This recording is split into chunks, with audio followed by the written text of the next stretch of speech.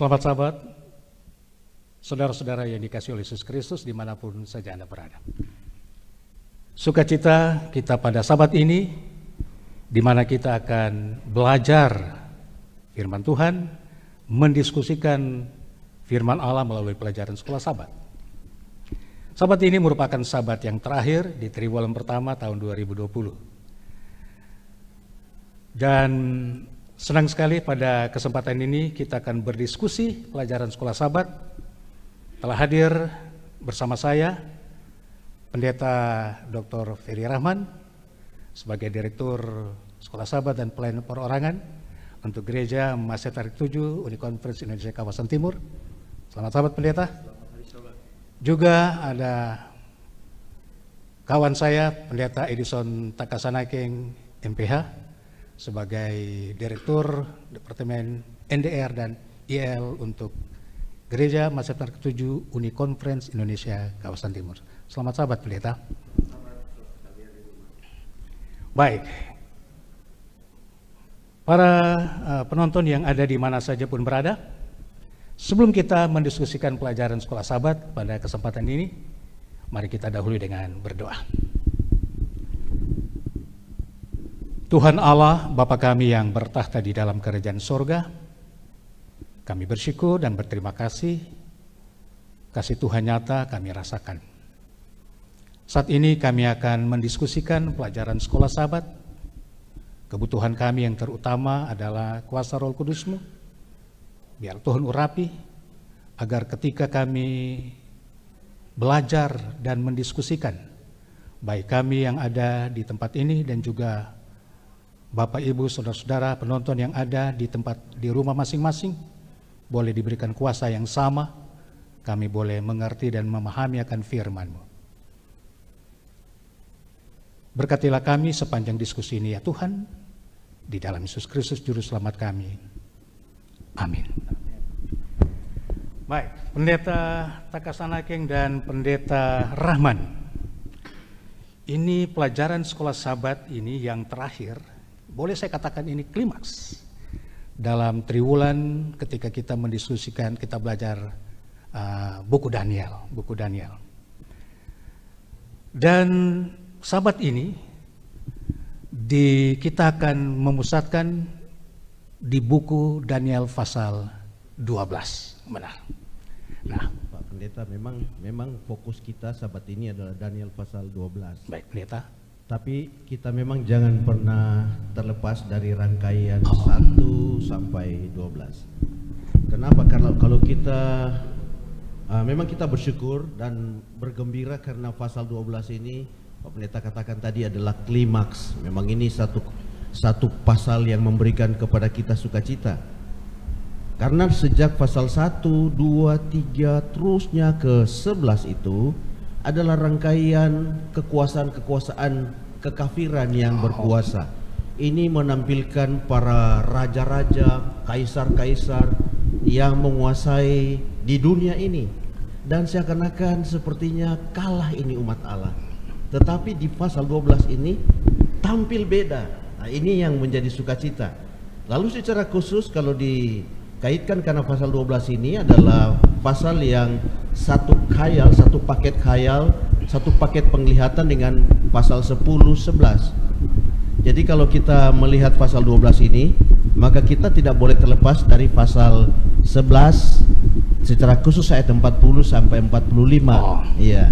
Itu yang menggambarkan mengenai peperangan antara utara dan selatan. Di sebelum-sebelumnya itu barat dan timur, ya. Barat dan timur, timur dengan barat, timur Persia, barat ini Yunani, lalu sekarang utara selatan. Utara itu menggambarkan kekuasaan Babilonia, kekuasaan Roma ada di sana.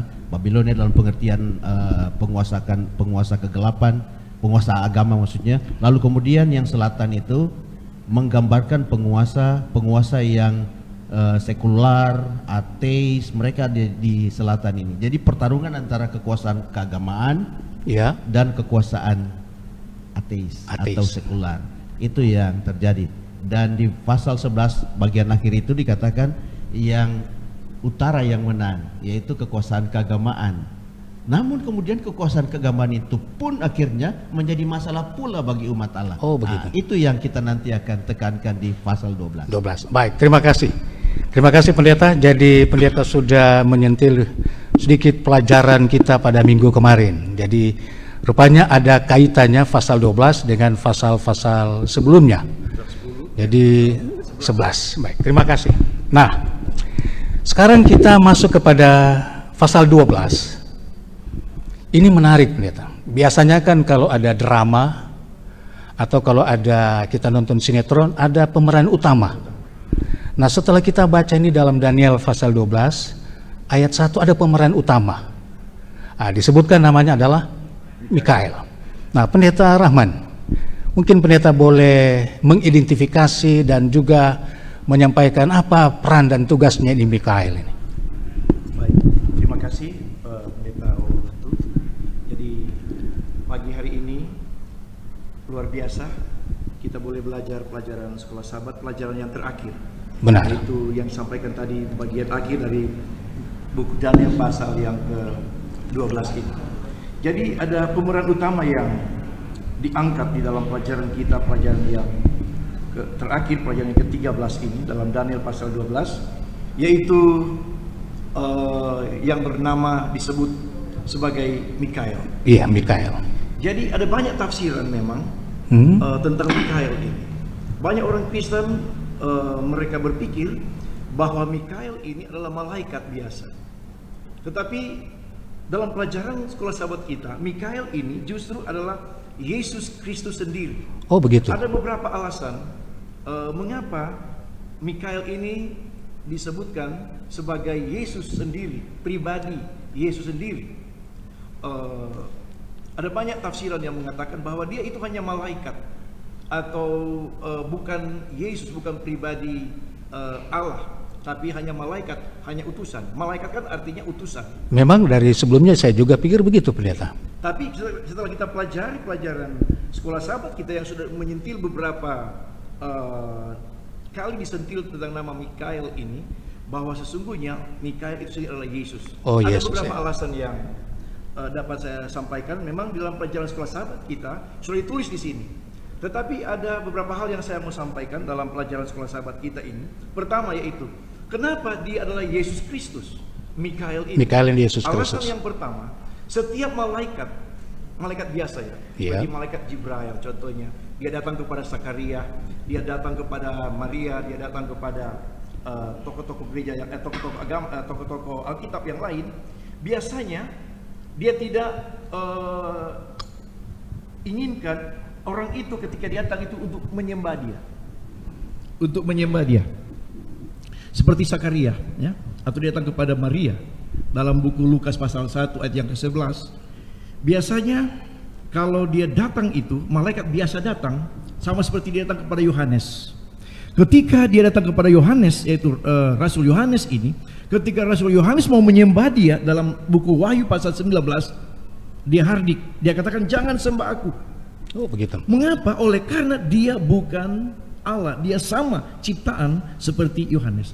Tetapi di dalam pelajaran sekolah sahabat kita Mikael ini, ketika dia mau disembah, ya, dia tidak menghardik, dia tidak melarang. Mengapa? Oleh karena dia memang Allah, dia pribadi Yesus Kristus yang layak untuk disembah. Saya berikan contoh yang lain lagi. Ketika Musa di padang pada waktu itu, ya, ketika dia melihat ada semak belukar yang menyala tapi tidak terbakar, lalu disebut di sana, lalu malaikat Tuhan berbicara kan kepadanya. Dan kita tahu cerita tentang Musa ketika dia mendengar suara itu, disebut di sana malaikat Tuhan. Nah, ketika dia dengar lalu suara katakan, tanggalkanlah kasutmu. Jadi ini penampakan atau dia hadir malaikat ini bukan malaikat biasa. Jadi sama juga dengan yang ada di dalam. Jadi oknum yang sama ini yang terlihat jelas. Oke. Yaitu Benar. pribadi Mikael ini Yesus Kristus. Jadi kalau pelajaran sekolah sahabat kita tidak lain dan tidak bukan, Mikael itu dialah Yesus Kristus. Baik. Iya, dari beberapa referensi yang saya baca, saya temukan bahwa Mikael ini sebenarnya adalah nama prainkarnasi dari Yesus. Yesus. Oh. Kenapa seperti itu? Ini Mikael ini beberapa ayat menyebut dia adalah penghulu malaikat. Artinya dia pemimpin malaikat. Kenapa disebut seperti itu? Kalau kita menghubungkan dengan Wahyu pasal 12 ayat 7, kita temukan di sana terjadi peperangan antara Mikael dan para malaikat melawan naga dan para malaikat. Jadi Mikael atau Yesus ini adalah pemimpin para malaikat, sementara naga atau Lucifer adalah pemimpin dari malaikat-malaikat pemberontak itu. Oh, menarik sekali ini pendeta. Jadi memang kalau malaikat biasa, Ya. dia tidak pernah menggunakan penghulu malaikat. Hanya Mikael ini disebutkan sebagai penghulu malaikat. Kalau malaikat biasa kan tidak mungkin dia sebagai penghulu malaikat atau malaikat Tuhan yang disebutkan. Jadi memang jelas bahwa Mikael ini adalah Yesus Kristus itu sendiri. Ya. Siapa lagi? Puji Tuhan. Jadi saya melihat sesuatu yang menarik di posisi ayat 1 tadi, ayat 1 itu ya, yang mengatakan bahwa Mikael, ya kita yakini Yesus Kristus penghulu atau pemimpin peperangan itu berdiri atau mendampingi. Di terjemahan bahasa Indonesia ini bagus sekali, mendampingi. Iya, kalau di terjemahan King James disebut stand guard. stand. Jadi berdiri. Jadi ini sudah agak jelas, mendampingi dalam pengertian dia berpihak. Jadi mendampingi artinya dia berpihak di posisi saya. Jadi pengertian lain dari ayat ini, dari kata ini adalah dia mengganti posisi saya. Dia berada di posisi saya.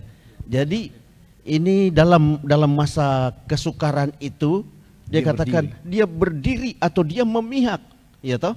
Dia memihak saya, luar biasa. Ini kabar baik bagi saya. Jadi ini luar biasa nih peranan daripada Mikael. Ini peran utama yang kita bahas pada kesempatan ini. Jadi memang benar Pendeta Takasan Hakim bilang tadi, dalam bahasa Indonesia disebutkan mendampingi, tapi dalam bahasa Inggrisnya yaitu dia stand guard, artinya dia melindungi, ya, dia melindungi, dia menjaga umatnya, dia menjaga. Jadi dalam kesulitan, dalam masalah disebutkan dalam ayat 1 itu ada kesesakan yang besar, ini Mikael ini, dia ini pemimpin ini, dia mendampingi atau dia menjaga dan dia melindungi. Jadi ini berhubungan juga dengan penghakiman.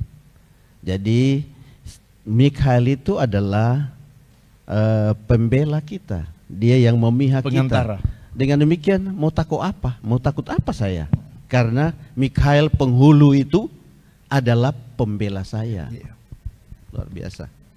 Baik, jadi saya ada dapat beberapa pelajaran yang penting, peranan atau siapa ini Mikael itu yang jelas ya.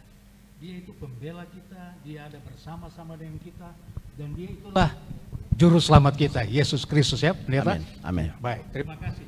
Cuma saya ingin ada sedikit menggelitik ini pendeta. Tadi Pak Pendeta Ramai sudah menyentil kata Gabriel. Oh iya. Nah, mungkin bisa sedikit supaya dimengerti ini apa beda Mikael dan Gabriel itu.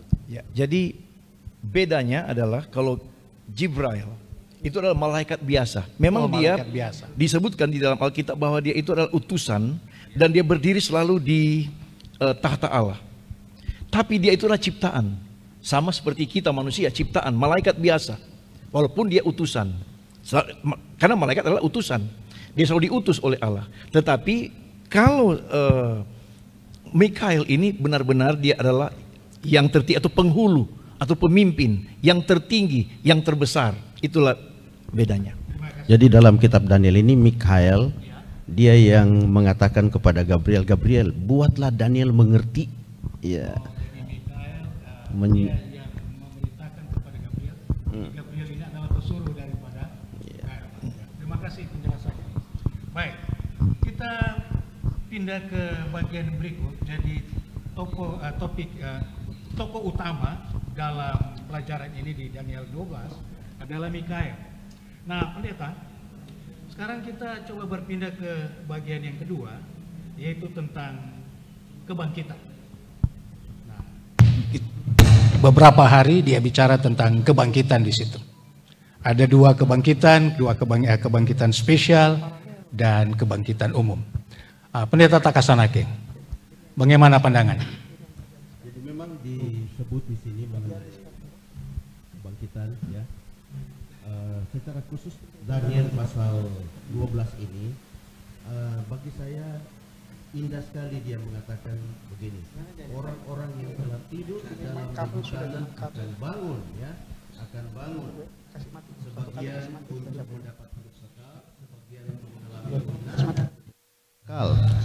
Ini berarti paling kurang ada dua ya, ada dua jenis, iya. Paling kurang ada dua jenis, walaupun tadi pendeta mengatakan ada kebangkitan spesial, tetapi ending daripada kebangkitan ini ada dua jenis. Yang satu untuk hidup kekal, yang satu untuk kebinasaan.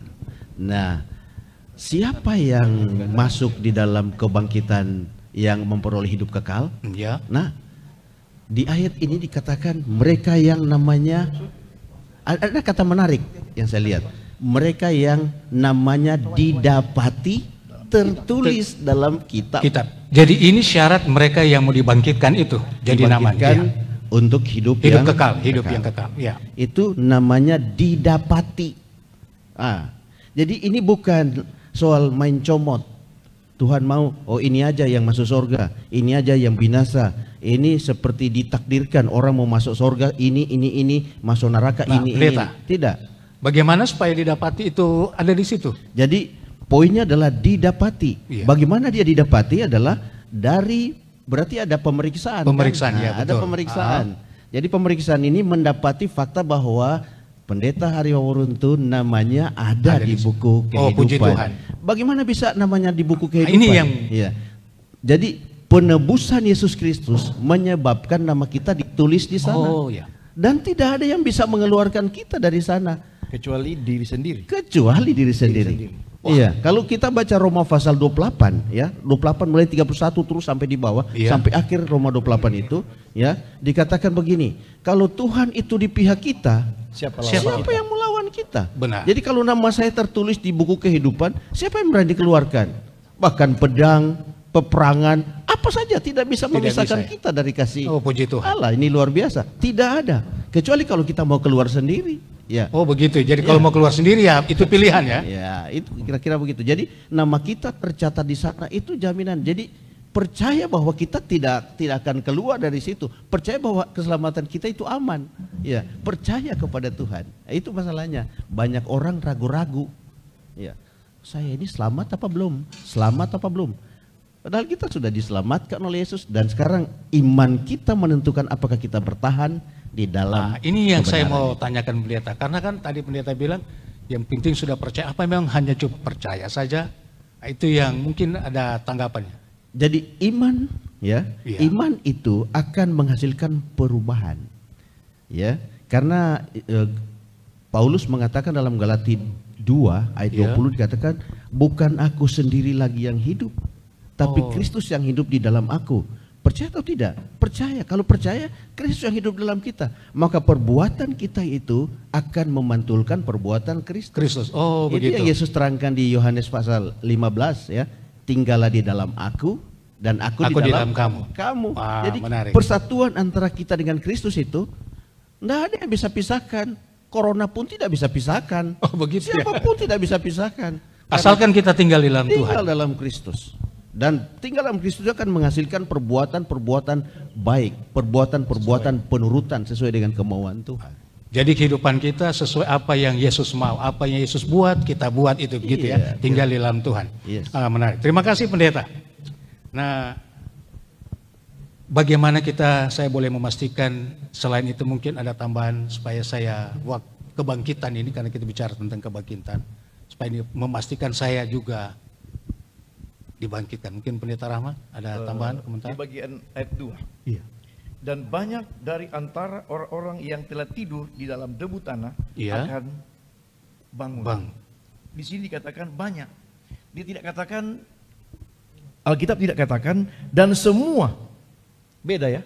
Kalau semua dan berarti banyak. Seluruh. Iya, kalau semua berarti semua, seluruh. Jadi kalau banyak, jadi banyak. Iya. Bukan semua, bukan seluruh. Jadi ada memang yang dibangkitkan Kalau di dalam pelajaran kita ada yang dibangkitkan untuk keselamatan dan ada juga untuk kehinaan, kecelakaan, itu kebinasaan. Nah, jadi yang inti dari ayat yang kedua ini berbicara tentang banyak dari antara, yaitu seperti yang dijelaskan oleh Pendeta Takasanakeng tadi, yaitu orang yang sudah diselamatkan ini, tidak satu orang yang tidak satu makhluk pun yang dapat membinasakan dia, terhapus namanya dari buku kehidupan, kecuali dia memilih untuk keluar dari atau binasa. Jadi kira-kira seperti itu. Baik, terima kasih Pendeta Rahman. Pendeta Takasanakeng. Di ayat 3, ayat 3 yang menjadi ayat tema sahabat kita ini hari ayat ini. hafalan ini. Ya, saya baca ya. Iya. Dan orang-orang bijaksana akan bercahaya seperti apa? Cahaya cakrawala. Seperti cahaya cakrawala, dan yang telah menuntun banyak orang kepada kebenaran seperti bintang-bintang tetap untuk selama-lamanya. Lihat ini ya. Jadi siapa itu yang bercahaya? Ya, orang-orang bijaksana. Apa nih maksud orang bijaksana ini? Pendeta mungkin bisa. Itu yang kita bertanya. Orang bijaksana. Orang bijaksana. Kalau di dalam perjanjian lama, ada banyak ayat-ayat Alkitab dikatakan orang bijaksana, orang yang berhikmat. Benar. Jadi takut akan Tuhan adalah permulaan hikmat. Jadi orang yang takut akan Tuhan, orang yang takut akan Tuhan, inilah orang-orang yang berhikmat, atau orang-orang yang akan diselamatkan itu. Yang disebut bijaksana, yang bercahaya. Disebut bijaksana. Bijaksana. Yang di bagian bawahnya itu disebut yang menuntun banyak orang kepada kebenaran. Jangan lupa. Apakah ini kan yang menuntun banyak orang pada kebenaran? Apakah ini pendeta-pendeta saja? Enggak disebut jabatan di sini, disebut siapa saja. Jadi siapa saja. Jadi ketua jemaat bisa, anggota jemaat bisa. Siapa saja yang menuntun orang, artinya begini.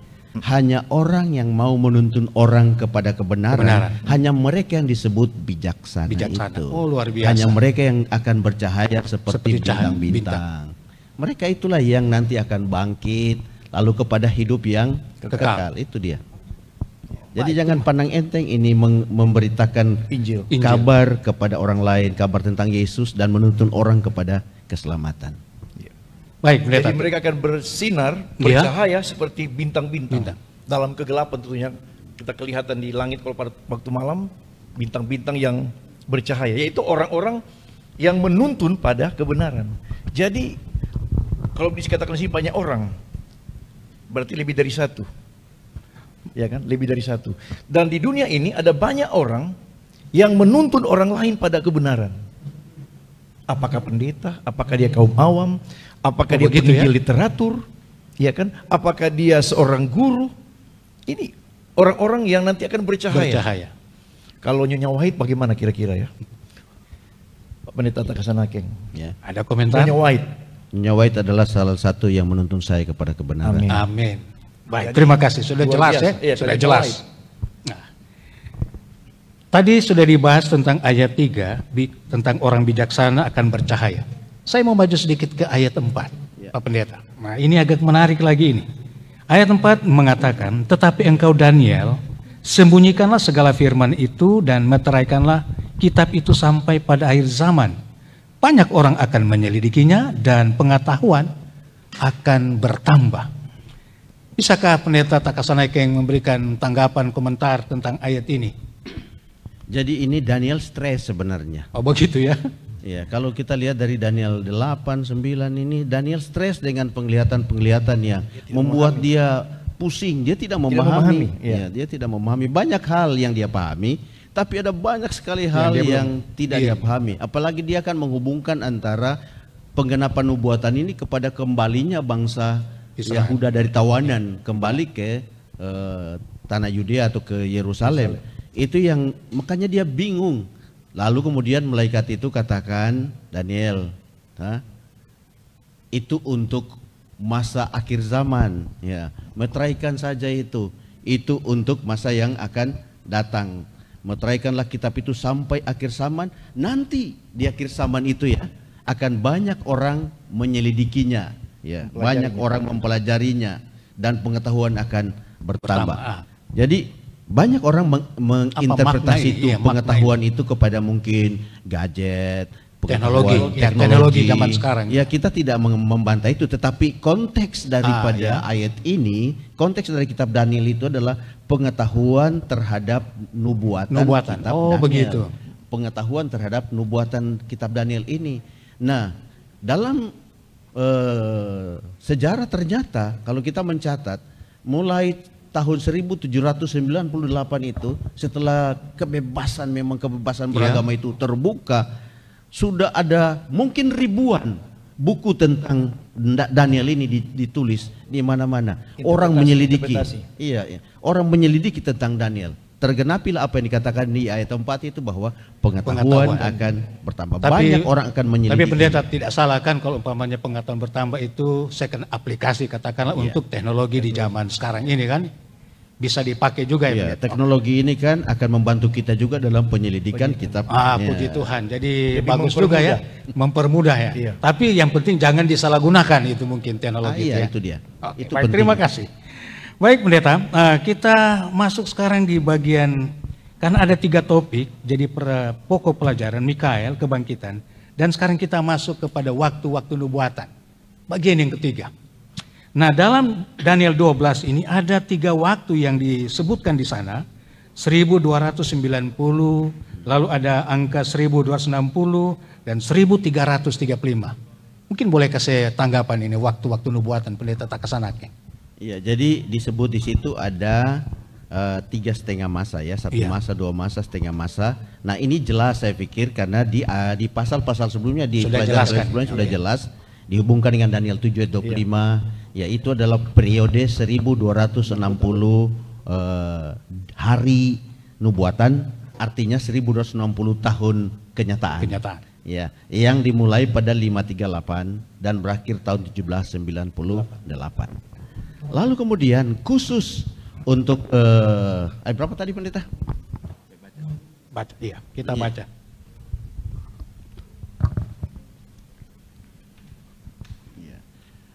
Oke, jadi ini ayat yang ke sejak dihentikan ya, ayat 11.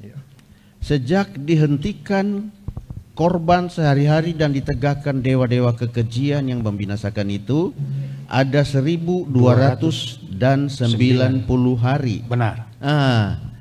1290 hari itu banyak orang macam-macam lah, orang bilang oh itu nanti belum terjadi sekarang. Saudara, ini sebenarnya adalah nubuatan yang erat dengan 3,5 masa tadi.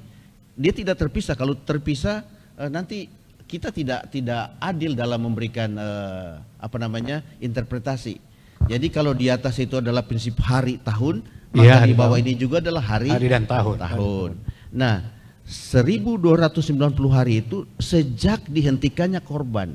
Itu sejak peristiwa di mana? Sejak kapan itu? Itu sejak peristiwa di mana seorang raja Prancis yang waktu itu berkuasa, namanya Clovis. Clovis. Dia menerima iman Kristiani, lalu kemudian dia menyatakan bahwa kekuasaan keagamaan dan kekuasaan politik negara itu dapat bersatu. Sejak itu maka kemudian mulai membesar ini kekuasaan keagamaan, secara khusus Roma kepausan. Nah, bagaimana yang 1335 ini? Angka 1335 adalah periode yang sama sebenarnya, tetapi ditambah lagi. Jadi dari tahun yang perhitungannya dari 508,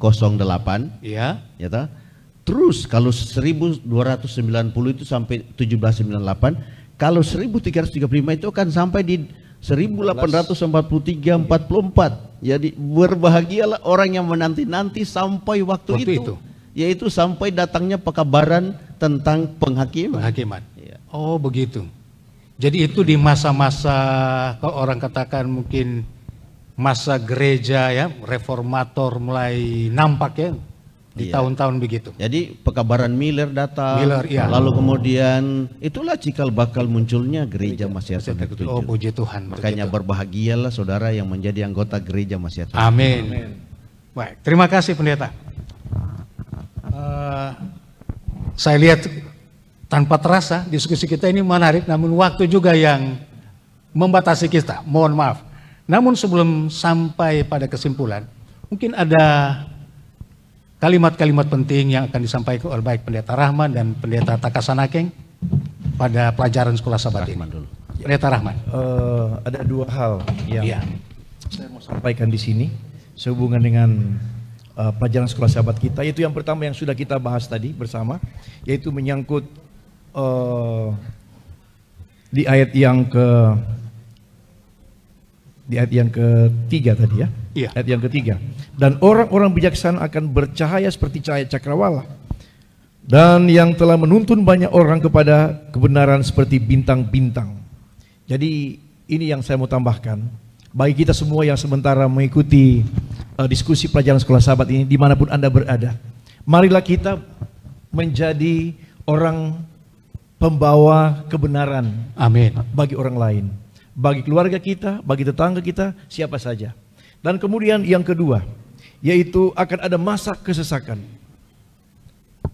Peristiwa-peristiwa yang terjadi masa kesesakan di waktu kemarin, di waktu-waktu dulu, pada waktu itu yang terjadi dalam nubuatan ini, ya, kita sudah tahu dia punya jangka waktu tahun-tahunnya, ada 42 bulan dalam buku Wahyu, ada 3,5 masa dalam buku Daniel ini.